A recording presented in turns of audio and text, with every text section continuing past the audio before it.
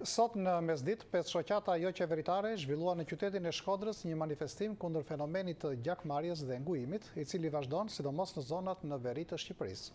Pjesëmarrësit marshuan edhe në rrugët kryesore të qytetit, duke shprehur nevojën e një angazhimi më të madh të gjithë shoqërisë shqiptare kundër këtij fenomeni. Manifestimin e sotëm e ndoqi korrespondenti i Zërit Amerikës, Pullum Solo, i cili na përcolli kronikën që po transmetojmë. Manifestimi sotëm i të rinjve, nxënësve të shkollave dhe qytetarëve të Shkodrës ishte drejtuar kundër fenomenit të gjakmarrjes dhe atij të ngujimit që vazhdon të shfaqet sidomos në veri të Shqipërisë. Të mbledhur përpara Bashkisë së Shkodrës, manifestuesit marshuan me balona të kuqe në duar në rrugët kryesore të qytetit, duke synuar të tërheqin vëmendjen e qytetarëve për të bashkuar në luftën kundër kësaj plage të shoqërisë shqiptare. Manifestimi sotëm u organizua nga 5 shoqata jo qeveritare, mes të cilave Komisioni për Drejtësi dhe Paqe si dhe Kryqëziku Shqiptar.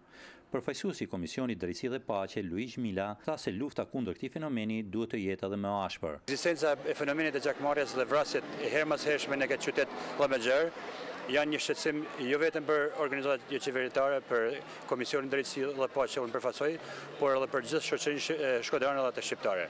Sidomos familjet e nguruar, të cilat janë në numër mjaft të lartë, duke patur parasysh edhe problematikën, do një kujdes të veçantë.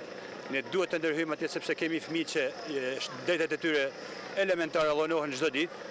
Ata s'mund të shkojnë në shkollë. Manifestimi sotëm kundër fenomenit të gjakmarrjes dhe atij të ngujimit përkon me 1 vjetorin e vrasjes për gjakmarrje të pastorit Dritan Proi.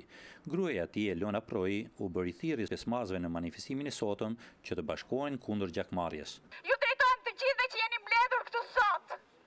Ju që keni zgjedhur të thyeni heshtjen, edhe t'ju lidhni fëmijëve tuaj trashëgimi, t'ju lini paqe në vend të dhunës, t'ju lini lodrat në vend të armëve, t'ju lini dashuri në vend të urrëties.